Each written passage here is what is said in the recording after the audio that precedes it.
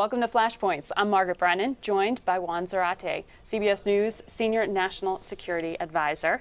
Good to talk to you again. Likewise, Margaret. We saw this announcement this week, something that has been implied for a long time, but is now quite over, and that is Al-Qaeda sees Syria as the next front in their war. Ayman al-Zawahiri made this announcement and said, come to Syria if you want to fight the Americans, if you want to carry out jihad. How significant is that? I think it's significant from not only a strategic standpoint, but in terms of where the terrorist threat is headed. Because Al-Qaeda has now said the Levant, and in particular Syria, is a centerpiece. It's a battlefront against the West. It's also a battlefront against the Shia. Keep in mind, Al-Qaeda, the vanguard of a Sunni violent extremist movement, really doesn't like its Shia brethren much either. And certainly Hezbollah moving in there in a significant way. Exactly, and Assad. And so in some ways, the U.S. and Al-Qaeda have a common interest in seeing Assad fall. But Al-Qaeda has now said, with Ayman al-Zawahiri, remember an Egyptian who has very much in focus this part of the world, has said, look, this is a strategically important fight. We can fight both the Shia and the Americans here. Let's put our forces and our energy there. And that, I think, is very important because it demonstrates where the center of gravity in the war on terror is shifted.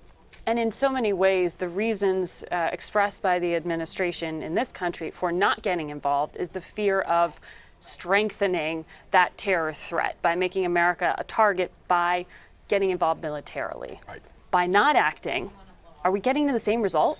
Yeah, absolutely. I think we've seen this train coming, unfortunately. All of the spillover effects, the rise of the extremists, the adaptations of the Al-Qaeda movement, which now has a social component to it as well as a militant component, spill over to allies like Jordan now having to house 500,000 refugees, instability in Turkey, now fighting in Golan, so there's threats to Israel. All of these spillover effects that we worried about are happening anyway. And so the criticism of our policy is, look, we've stayed on the sidelines because we've worried about the spillover effects, but we're getting the worst of all worlds. We're getting all the spillover effects. Al-Qaeda's there, Hezbollah's strengthened, Iran's playing, Russia's aggrandizing itself. And oh, by the way, Assad is still in power in Damascus and frankly doesn't look like he's going to be leaving anytime soon. And so this raises a huge, thorny policy question for the administration and its new national security team.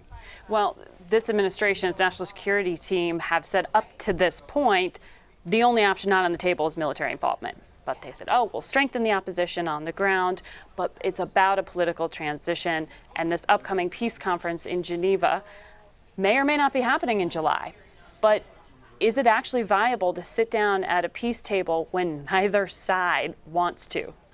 Yeah, you can't want it more than the parties who are in conflict. I mean, I think that's a sort of a basic rule of diplomacy. That said, it's never a bad idea to try to get people at the table. Sometimes it can be an action-forcing event. I think in this case, though, the timing and the messaging around this conference are really bad.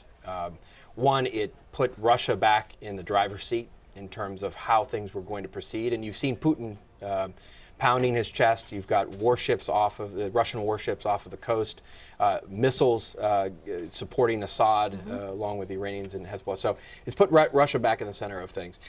You also have a revelation that the rebellion is fractured, right? They can't even get their delegation together. Their political opposition. Their political opposition, right? So it reveals sort of real problems on the rebellion side. And also, and I think probably most importantly, it raises the question at a time when Assad is actually looks like he's winning, retaking the key city of Qusair, which was held by the rebels.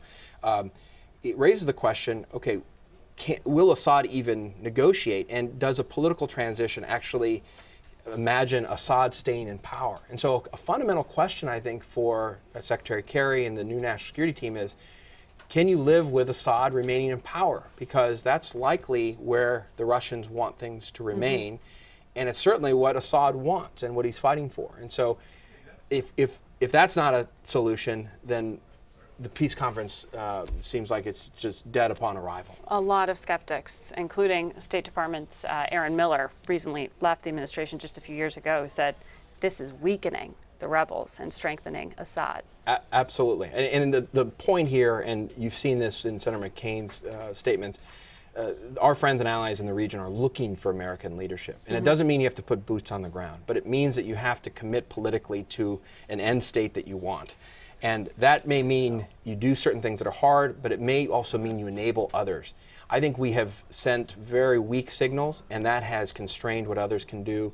And I think that means we've been on the sidelines and we're seeing the worst of all solutions come to pass, unfortunately, in Damascus. In the absence of American leadership, the public is rarely pro-intervention or willing to act. That was said by the new ambassador to the UN, Samantha Power, who's worked in this administration. We'll see if this new team can change the strategy or if they even want to. Yeah, and we'll see if the human rights issues here, 80,000 people killed, 500,000 refugees in Jordan, and the death and destruction not ending anytime soon. Let's see if that animates Samantha Power's policymaking at the UN. If there's a moral imperative. Juan, thank you very much. Thank you, Margaret. That's been Flashpoints. See you next time.